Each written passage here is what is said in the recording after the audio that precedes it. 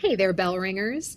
I'm back with another interview with an expert. I'm education journalist Holly Corby, and today we're talking about what's next for reading reform with Maria Murray, who's president and CEO of the Reading League. Before launching this national organization that advocates for the awareness, understanding, and use of evidence based practices in teaching reading, Maria was an associate professor in curriculum and instruction at the State University of New York at Oswego and was recently named Nonprofit Executive of the Year in New York State by the Central New York Business Journal. So the Reading League has been extremely influential to the growth of the science of reading movement, which is why she's here today. So welcome, Maria, and thanks for being here. Thank you, new friend. This is an honor. So happy to be on your podcast on this rainy day in Syracuse. Great. And how's the rain? I hope you can hear it. And we might get a little rain in the back. Yeah, that's okay. But this is great. I want to jump right in. Let's talk reading. Let's talk all things. Over the last few years, there has been a real reading earthquake across the country. New laws, new policies, new training for teachers. I just want to start with, from your perspective, how are we doing on reading reform? What are the good things that are coming out of this earthquake right now? This is an amazing question to start us off with because I can't help but smile because I come from 28 years in academia where I never in a million years dreamed any of the things you just listed would come to pass. Literally, if you said, what do you dream about? I wouldn't know what to say. I just thought this would never end, and thus starting the Reading League. But these new laws, trainings, policies are a result of people becoming aware of the science of reading and wanting more. It is truly an exciting time, but with any exciting time, what do we have? We have the need to be cautious and protective so that things don't get all mucked up because there's so much promise and potential in what we're doing, as we can see in some of the states and districts where some good stuff is coming out. But things I think we want to be mindful of, and we talk a lot about this at the Reading League in the last number of months, are these well-intentioned misunderstandings that come from some new knowledge. When teachers are learning about the science of reading, they're eager to apply it, to get going, and sometimes those well-intentioned, I'm going to keep saying that, don't result in things that they hope they would.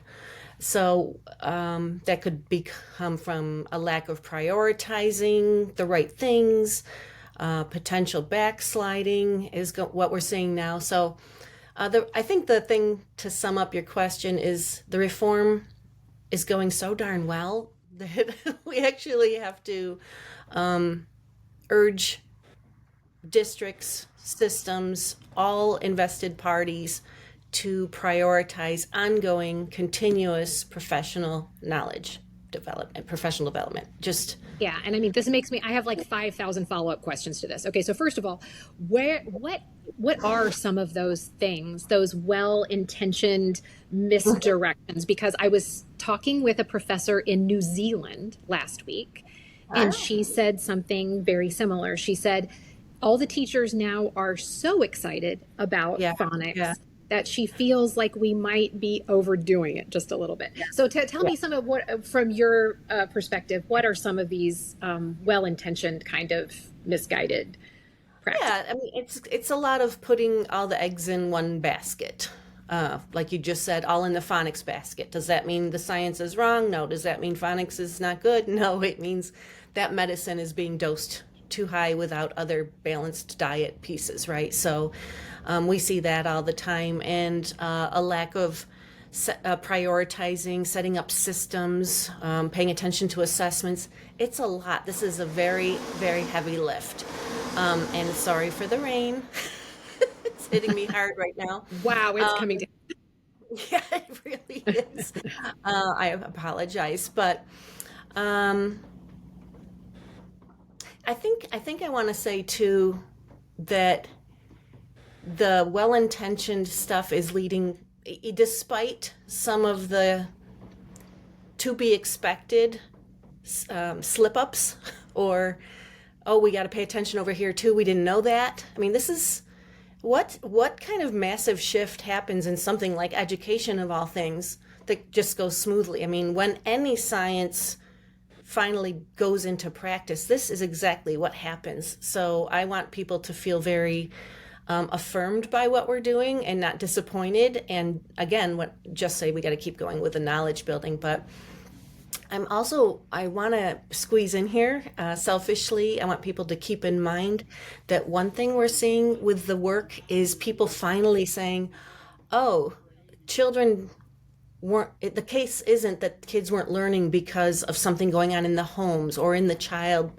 themselves or poverty. It was always the case that so many kids weren't reading that you just assumed it was something outward. Right. And so I'm just really thrilled that we can't say, students aren't trying hard enough or the parents don't care and stuff. So anyway, and it's the it's the teaching. That teaching really matters more not than the we teachers, did. not the teachers, Right. right? Right. But the fact that the teachers had been sidelined for years from this body of knowing, which in and of itself carries a lot of irony because in education, we're supposed to respect all ways of knowing. Yeah. In higher ed, we're supposed to respect all ways of knowing, case studies, qualitative, quantitative, et cetera. But for some reason, this kind of has something about it, this science word, or that has been pushed back on willfully. Well, so if you had to name one thing, if you had to name one item that you think, like, what's the single biggest positive change that you are seeing schools and districts make now that they are teaching reading? Like, what is the thing that you're like, okay, we are headed in the right direction? Yeah, and back to what you just said, I would say we could kind of be like, yay, we have, and to say one thing to me is painful, but I would say implementing foundational skills instruction with structured literacy, more explicit and systematic use of phonics and phonemic awareness and word recognition instruction.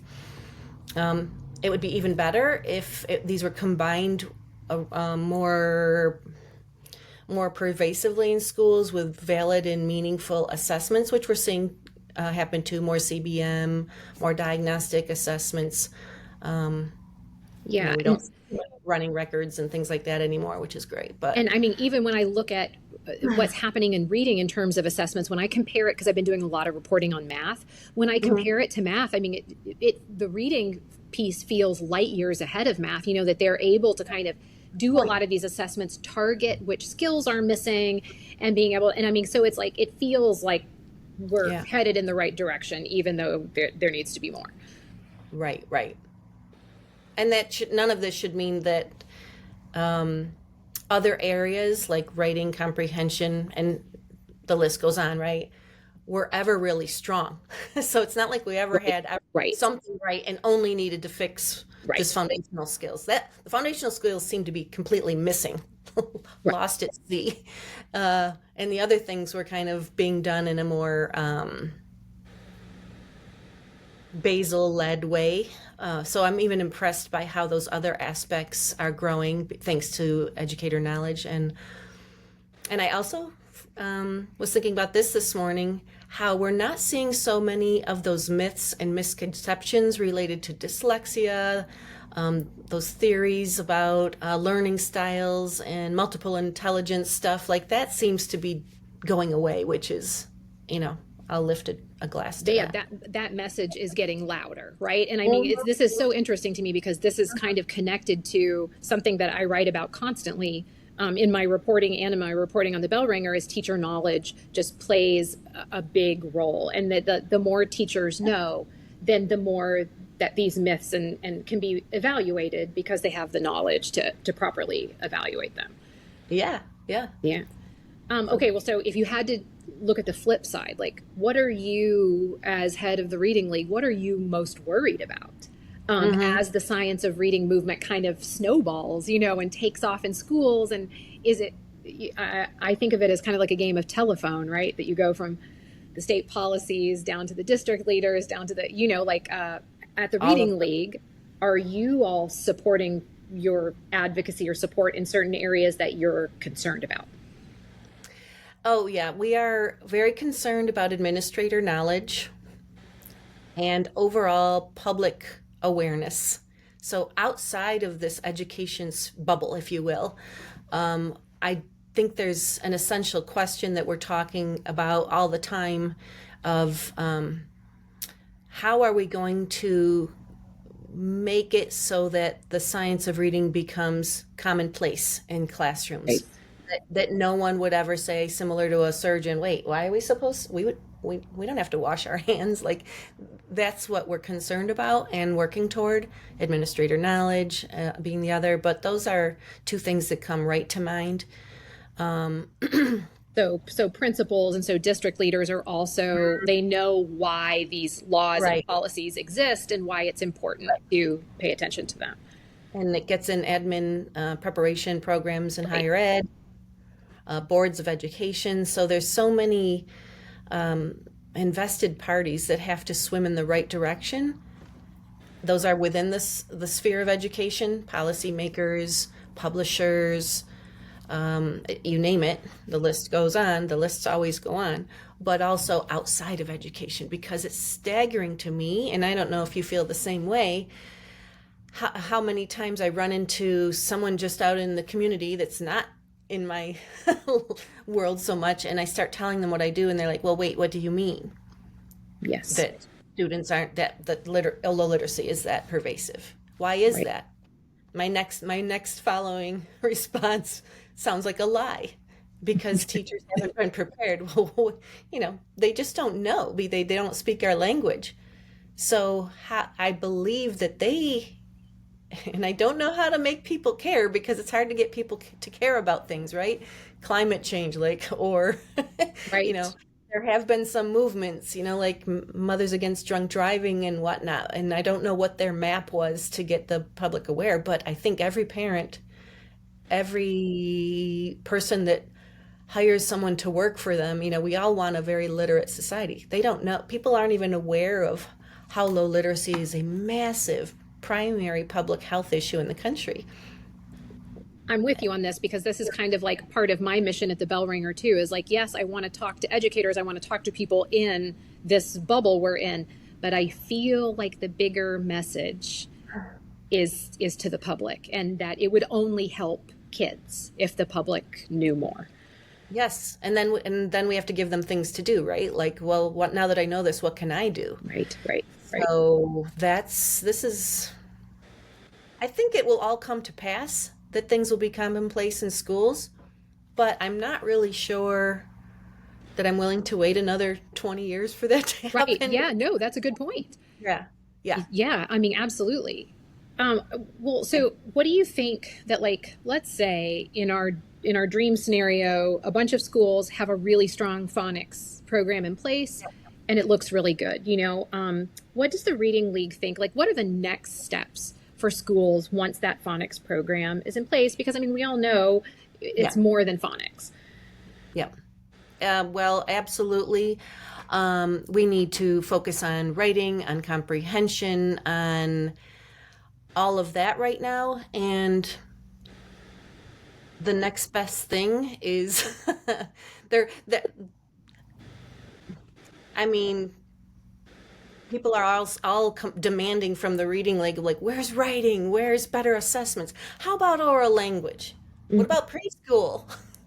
At our summit last week, people came up to us, probably a dozen or more, with a dozen ideas or more between them for what the next summit should be on. And I'm like, oh gosh, how do we slow it down and get all of these? So So there's a lot. What you're saying is there's a lot to cover outside of phonics. That this is kind of like, it's kind of like sold a story, right? Like there's just a little crack that actually is opening up to, there are many more things we have to consider. And we all know this. And then it's not even just the topics. It's not just the buckets, which is a word I can't stand, but it's the populations, right? Like how are we paying attention to those preschoolers? What's going on and how can we be more intentional with our Black and Brown learners, right? How about the English learners and emergent bilingual students? And what does science have to say for them? Because it is absolutely not just about phonics. I really wish we could banish people's thinking that that's all the science of reading is. What about the science of learning? Right, right, absolutely. And how that influences you. Right. Okay, so Yeah. let's stop for a minute. I want to back up because I want to hear. Okay, go ahead.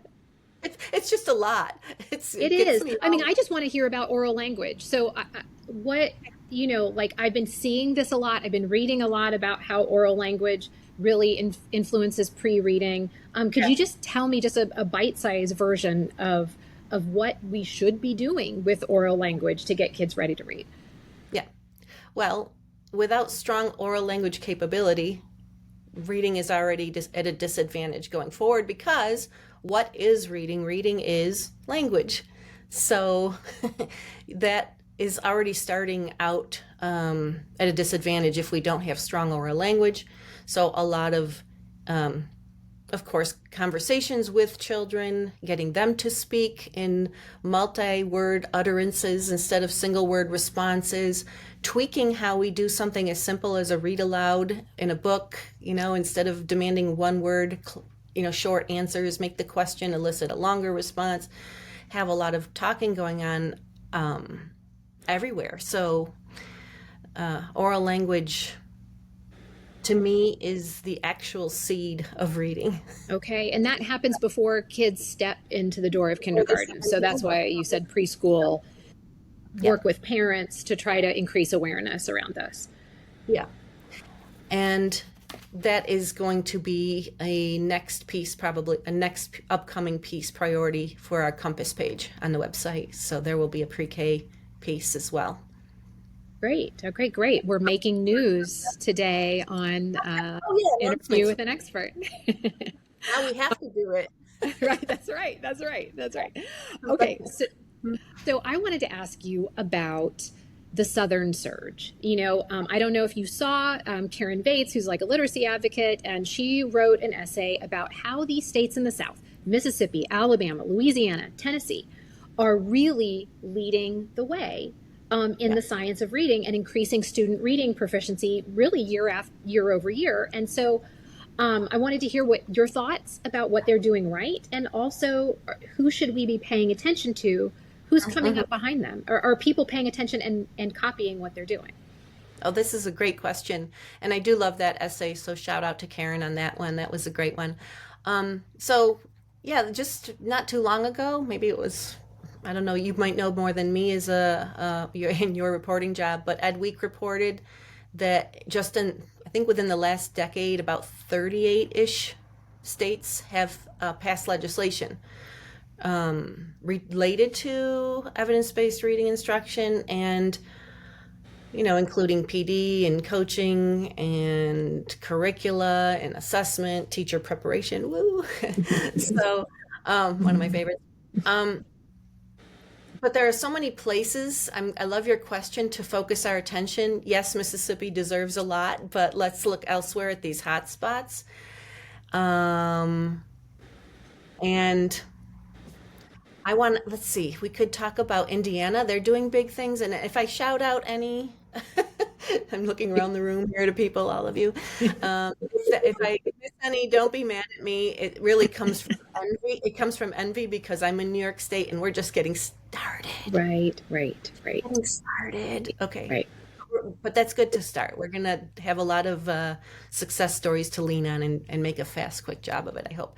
But So I think Indiana is, and I we happened to really read something just today about how Indiana is working hard to Yeah, become. they're really working hard. I believe they've adopted 18 of the 18 early literacy fundamental principles, they're called. If you go on Excel and Ed's, they have a website that shows each state a map. I think it's Okay. their early literacy matters. I encourage people to visit that map of how many of these fundamental principles are being adopted, and the principles fall under similar areas to legislation. So, Okay. they marked down 18 principles, and I think Maryland, Ohio.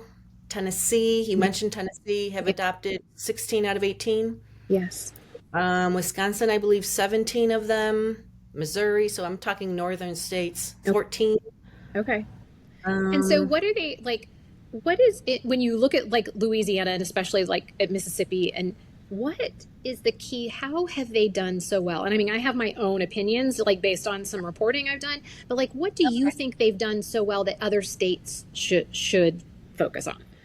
well, to quote Carrie Curto at Reading League, she says it will take unwavering leadership and a commitment to excellence. And I think the key is unwavering. You know, they there was some money put behind those, Yes. in Indiana, Mississippi. So there was a lot of funding, which allows you to give that unwavering piece. But I think that's what drives the change. Like we're not going to stop. And I know at the beginning, and I remember, gosh, 8 years ago when we had our second conference 7 years ago, we got a proposal in from Mississippi, and we hadn't even known this thing was happening. Yeah. Yeah. So like this, they've been at it, and they were at it a long time before that. But they had an uphill climb because when they started, there was like teacher buy-in problems, big time. Right. Right. But now they've kind of got their legs under them because the teachers are having, they're seeing the success, so they have the buy-in, which is great.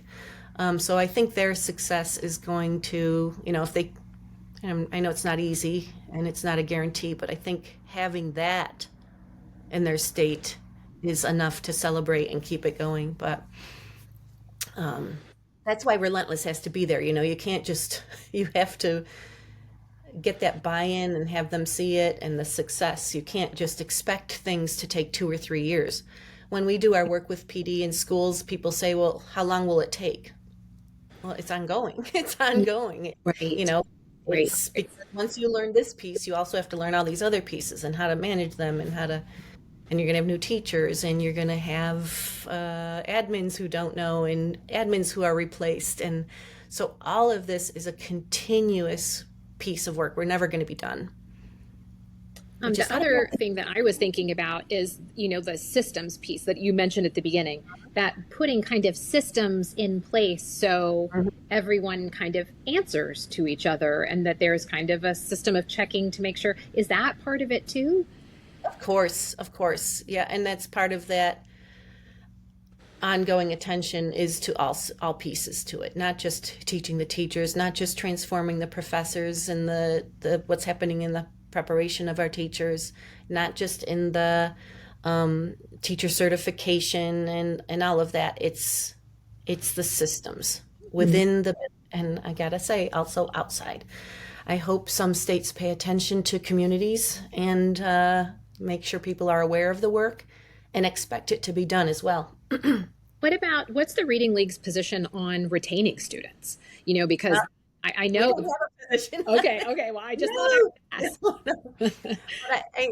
no. But we did run an article, which I'm happy. If you want, I can share it with you, and you can. I don't know if you can share it out with people. Sure, I can put it in the show notes. Absolutely. Yeah, great. And I'll have to be reminded, but Kimiana Burke wrote an article for the Reading League Journal, which talked about that retention piece in a very explicit way. And because there were a lot of misunderstandings and misconceptions about what really happened. And so I would Yeah, encourage people to read it. It's a very short read. It's a very quick, I would good read. love to share that. Yes, I would love to read it. Yeah, absolutely. Well, so okay, so what do you think, like looking forward now? What's it going to take, in your opinion, to get to the place where most students are getting evidence-based reading instruction? Do you think that as we're moving forward, that there's a key piece to that the snowball keeps rolling in this direction? Uh-huh. Well, our mantra at the Reading League, if no one knows this, please know it. It is knowledge first and foremost, and that is for, and I happen to have, I don't go on any, I don't go anywhere without a science of reading defining guide, but in the back, we have calls to action for all stakeholders. And it pretty much spells out exactly what everyone has to do. And I won't say what the calls out are per se, but the list is pretty large. Educators, district and school admins, we talked about those, and school boards, state departments of education, schools of education, pediatricians are there, Mm-hmm. curriculum publishers, PD providers, federal agencies, private foundations, policymakers, professional literacy associations, reading scientists, and of course parents and caregivers. And I don't like that they're last. And then the community outside. So all of them have some level of impact on this. They are really taken together. The people in power above teachers. I mean, teachers are doing the hard work. They're in the trenches, so to speak. And their day-to-day doings really depend on decisions made elsewhere. So if everyone's not thinking in the same direction or rowing in the same direction, Right. thinking in the same way, Right. knowing the urgency, the promise and potential, we And there's again, a lot of, there's a lot of turnover at these high levels, these state boards of eds and state superintendents where, I think about like it's someone's priority, and their number one priority is to focus on the science of reading, and then they leave and they go to another state. And then will that new person have the same priority? Like, well, at least a little small token of at least we have this is that if someone is well trained in one position when they move on, at least they're taking at least they'll take it to another state, right? Just don't go too far down the highway, please. But it just is. This is a big bit of work we're all doing, and I value your work because you're getting, you're a megaphone and a mouthpiece for this. It's fantastic. So you can help us. I don't know why. Thank you. You're not in this list, so That's okay. we'll do a 2.0 and add you in there. Okay, thank you. Well, so I thought what we would do is, if it's okay with you, that I reached out to readers in the Substack chat and asked readers what they would like to hear from you and from the Reading League. So do you want to answer a few reader questions? I'll try. All right. Okay. Well, so overall, I will say the comment had a theme. They kind of want to hear about the Reading League. Is the Reading League rebranding? So several people use the word vibe shift. Is there a vibe shift happening at the organization? And if yes, what is the shift? What's happening? Well, when the Reading League first started in 2015, the idea, in 2016, the launch. So that's we're looking at our 10-year anniversary coming up. Good. Okay. Back then, everyone seemed to be at a ground zero, right? No one knew it existed. So our mission, as you said, is to advance the awareness, understanding, and use. The awareness that there's a science of reading is kind of done. I mean, do we have to change our mission statement? Maybe. Yeah.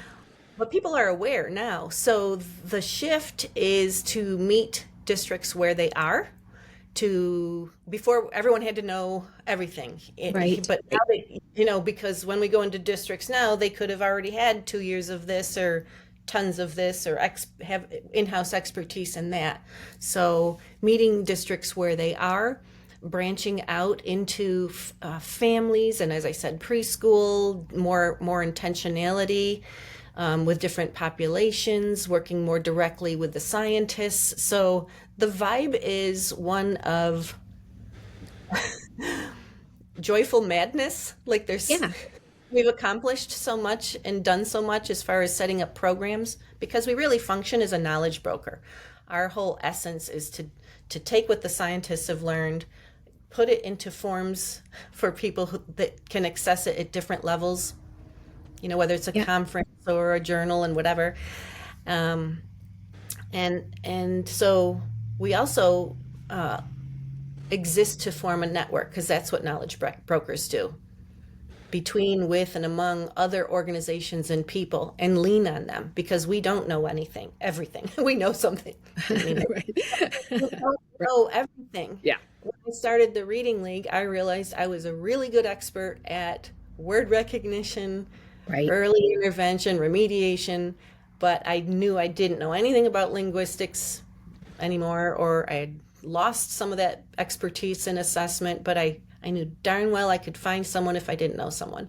So So the is the reading league going to shift? Is it going to shift into something that is, not quite as focused on phonics instruction maybe, and more focused on knowledge building or oral language, or are you going to stay, is that going to stay your yeah, I think that's a fair thing to say.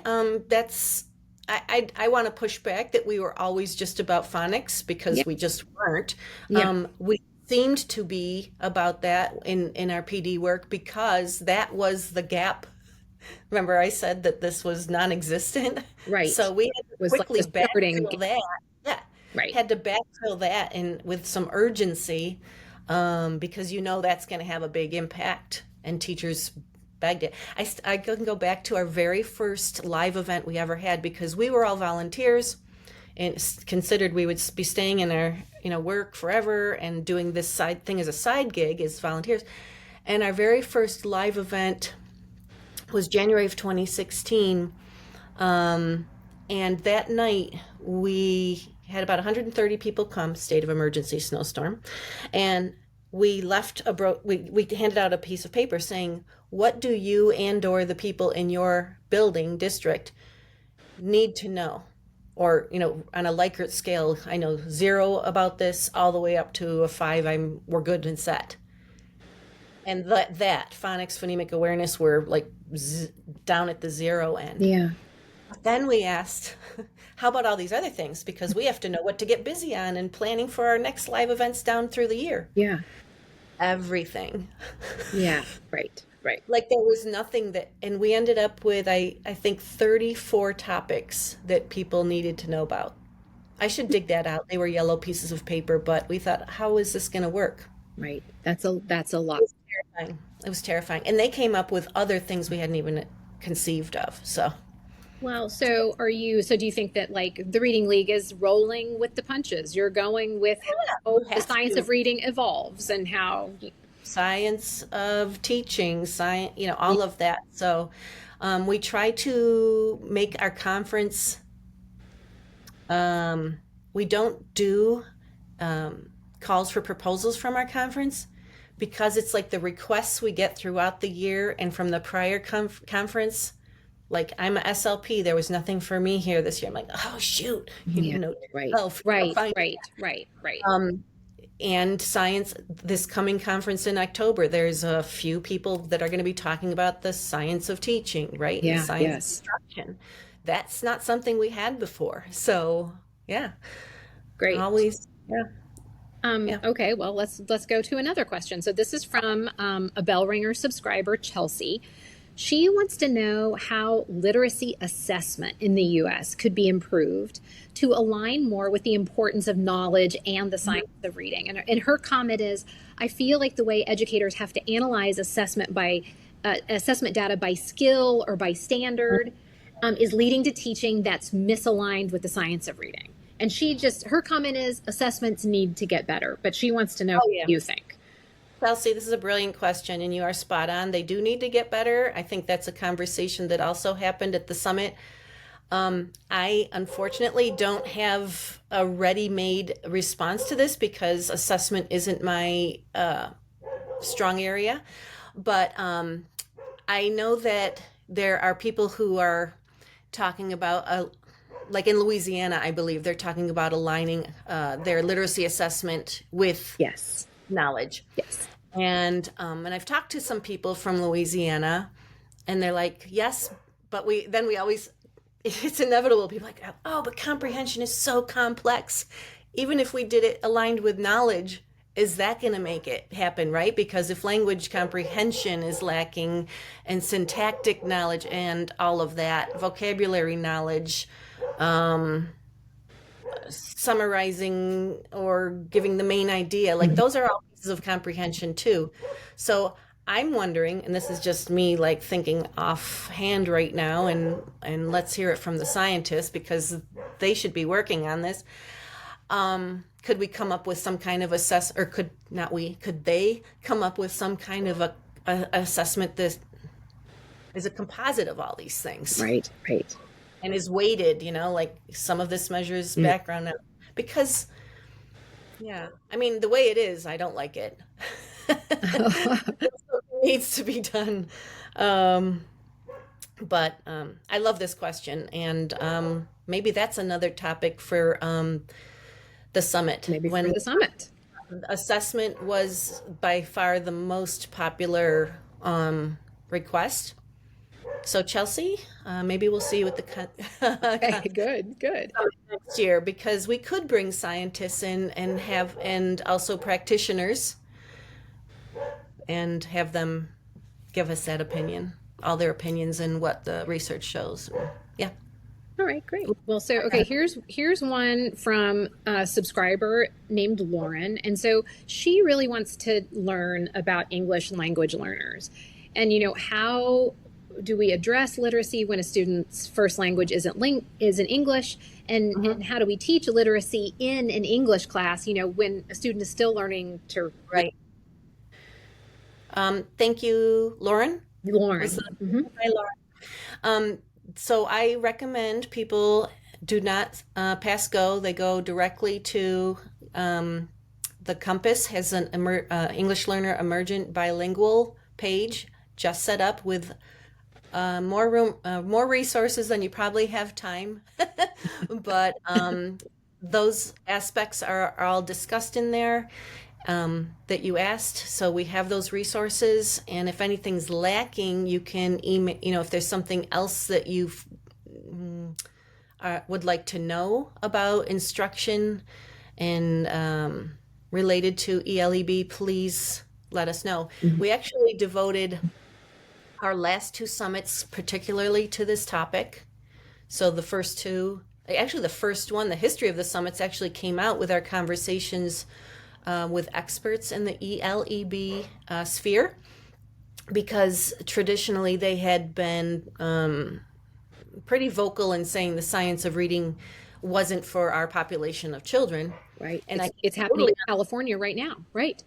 yep, and those kinds of things impact legislation. So they put out a white paper, and people were saying, "Is the Reading League going to write a response?" And I said, "Well, if a white paper comes out and you respond, and then this happens, Yeah. Yeah. we have to get in the room as human beings." And so we wrote to the authors of that white paper and met without anyone knowing about it. It wasn't recorded. We didn't put it on social media that was happening. It was just like hopping on an old-fashioned phone call. And we co-moderated the agenda, or we co-created the agenda, co-moderated the event, sent questions to each other in advance. And what was fascinating, and I still say it's one of the top three moments in my career. We first were put into breakout rooms, just one-on-one. And so here I'm with someone that I'm not familiar with, and vice versa. And we asked each other, what is your why? And now that humanized so it's Right. always about a person and Right. experience. And then we went back into the room and we introduced each other. And this person said, "This is Maria. This is her why." And the smiles and the tension was just gone. And then we got to answering the questions, brought up the Jamboard after each question was answered, and we put out the little pads of paper, the virtual pads of paper, and set or post-it notes, excuse me. Where did you hear agreement? And that was just chock full. Where do you hear room for more discussion, not per se disagreement? Lots to work on. So that's why we kept working with them and had the summit. But what was so fascinating and so aha and yet so duh was that where there were problems was all in the implementation. So of course you're going to think the science of reading isn't for my population of students when you see a school district who is well intentioned but right, Right. misapplying new knowledge, Right. and they're having say, and I might be exaggerating, I might not, but like all fifth graders must have phonemic awareness training for half an hour a day whether they need it or not, Right. right? And those kind of crazy things do get reported. Right. That's not what the science of reading would ever agree to or Right. you Right. know. So anyway, That's really interesting to me because of something that is very important to me, which is I look as a reporter like the research is the research and it's always evolving and we don't, but there are some things that scientists do know. Yep. And so instead of there being wars and that the reading wars dissolve, but then we create kind of a new war, Mm-hmm. how is the way that we can talk about this in a Yep. way that draws more people in to get to know the body of knowledge? And so that's very encouraging to me, Yep. how you So described that meeting. and that's the model we did it. Just because this just happened, it's fresh in my head, but we did that again for this summit. On those panels were people who historically have been pretty vocal Yeah, about each other's work. yeah, And it went off beautifully. I mean, it's always like, oh, how's it going to go? But there was, you just have to humanize this. I know there are people that mischaracterize others um, verbally on social media, and I'll be humble and or I'll be forthright and say I probably did that myself in the early years before the reading league. Yeah, I'm a little feisty. But now, as I age and get a little grayer, it's time to just get on the phone. Hashtag get on the phone and talk it through if you want to talk to. yeah, So yeah. yeah, Okay, that's all. all right. Well, here's another question from Okay. subscriber Miriam. And this is my favorite one. That's why I saved it for last. Um, what are Maria's thoughts on the points Mark Seidenberg has made recently about the science of reading movement, Yeah. losing sight of the, science over teaching and proper calibration of explicit instruction? Do you share his concerns? And if not, Oh what no, do you think? of course, absolutely right. The science of reading movement is just that. It's a big yeehaw. We didn't know this before. Let's go. And we got this. And now we're going to make we've had interactions with professional development experiences in schools we partner with. And they might say, okay, we're good after a year. We've got this now. But like, well, do you realize how much there is to learn Right, still? right, You know, right. so, and there's those, probably Seidenberg didn't mention systems per se, but the knowledge of instruction and the dosages, and oh, there's so much. So, of course, and I hope people don't think that the Reading League is just blindly going ahead and not acknowledging that all of these things are critically important. Sure. Well, it's a good question. It's a good question that it lets you clarify, your position that like I said, in New Zealand, this professor was telling me it's going to come out in a story in a few weeks, but she was talking about how they realize they're taking so long. Teachers are taking so long to teach every single phonics because, of course, they don't want any kid to fall behind. And so, what I see is like there's a phonics 2.0 that is coming, and probably Yeah. a 3.0 where schools kind of figure these things out along the way. I'm not putting words in your mouth. Is that what you No, see? I definitely, yeah, that's a great way of putting it. Right now we're in checkboxing mode. Yes, right. Right? And that's always how it is. When we had the National Reading Panel report come out, everyone checked the big five, and like the pillars, and oh my God, and the Common Core State Standard, check all those boxes, and RTI, and my God. And now we're in Scarborough Road. Do we have every strand covered? Good, we should be good to go. But are you teaching them together or isolated? So Right. I think we have to just pause and say, we've come a long way, baby. Yeah. And then take a breath and say, we've still got a long way to go, but we know what's on the other side and what's got to get us there. And I really am thrilled that so many of the scientists are saying, we need to be in it with the practitioners together. Mm. I think we're going to see a lot of that in the next handful of years too. Yeah, that's really interesting. I'm really interested in that idea. I've been talking to some organizations that kind of want to see teacher training maybe look a little bit more like medical residency, that scientists get in there with practitioners, they do Yep. some experiments together, they figure out what works, and Mhm. they expand the body of knowledge while they're teaching. A big part of my time at Syracuse University was being a coordinator for massive federally funded NIH grants. So those a number of them are in the National Reading Panel report. Oh, And the Overcoming Dyslexia book by Sally Shaywitz, the first edition, the kids in that book were our kids at Syracuse University. okay. So all this cutting edge stuff was going on. Oh, I learned so much from my professor, my advisor, my mentor, but I learned equally as much from the teachers because I was in charge of going into the schools and providing the professional development to the teachers who would then do the intervention. And man, they could take it and run. yeah, right. Whatever I would have done would not have had the results I think that their expertise and what those children needed ultimately did with huge effect sizes. So To me, that's an interesting future where we start treating teaching more like training to be a doctor, and that there's a process of learning the research and then incorporating the research and then kind of testing it. That's fascinating to me. let's go there. Yeah, yes.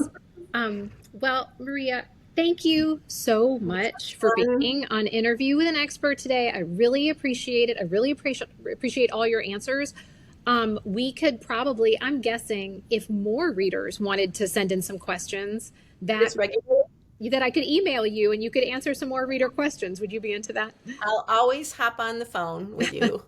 Okay, great. And sorry about the dog barking, and that's life. That's okay.